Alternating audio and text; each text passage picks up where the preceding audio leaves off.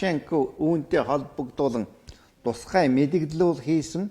Оросын холбооны улсын ерөнхийлөгч бүх зэргийн ерөнхий командлагч Владимир Путиний тушаалаар Оросын нисэх хүчин Сирь улсад бол байгаа Лалын халифат бүлэглэлийн алан хядагчдын байрлал цохилт өгч эхэллээ гэж тэрээр албан ёсоор бол мэдгдсэн юм. Өчигдөр тэр даруйда YouTube сайтанд Сирь улс дахь сөрөг хүчнээс Оросын цэрэг тэнд агаарын захилтууд өгчүүл байгааг бол харуулсан бичлэг бол гарсан. Бичлэгээс харахад агаарт яа харахгүй Оросын байлдааны онгоцнууд бол явж байгаа нь харагдсан юм а.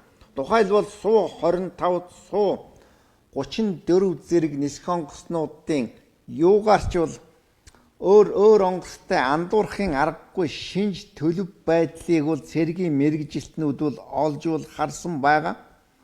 Оросын нийгэм улс төрийн судалгааны төвийн захирал Владимир Евсеевийн хэлснээр бол агаарын захилтыг Латакийн мужид бол байрлсан цэргийн баазаас бол хийж байгаа.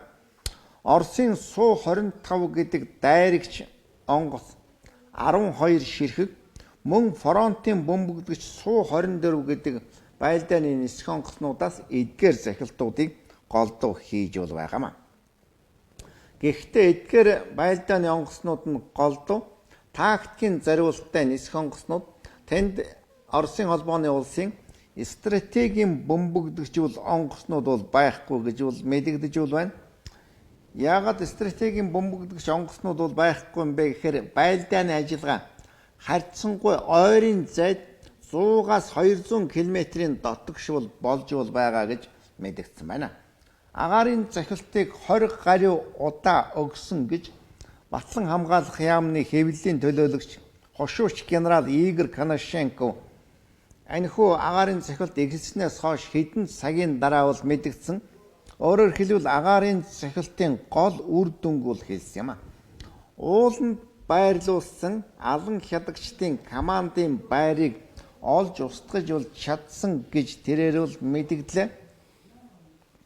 Оросын холбооны улс өчигдрийн байдлаар 20 гаруй удаа байлдааны нислэгийг бол үйлдсэн болох нь тодорхой болоод байна. Мөн энэ үеэр Америк нэгдсэн улсын Батлан хамгаалах яамнаас Оросын цэргийн захилтын тухай тэнд энгийн номхон ард иргэд бол үргэлжсэн тухай бол мэдээлсэнийг Оросын гадаад яамны сайд Сергей Лавров бол үгүйсгэж энэ талаар Оросын холбооны улсын Батлан хамгаалах яамны албан ёсны мэдээллийг сонсох хэрэгтэй гэж мэдэгдсэн байна. Ийхүү сүүлийн хэдэн 10 жилийн хугацаанд анх удаага Оросын холбооны улсын цэрэг ойрхон орондод томоохон хэмжээний байлдааны ажиллагаанд оролцож эхэллээ. За олон улсын мэдээллийг үзэгчдэд хүргэсэн олон улсын тавьж хамтлагт баярлалаа. Бид та бүхэндээ дэлхийн дахны мэдээ танилцууллаа. Анхаарал хандуулсанд баярлалаа.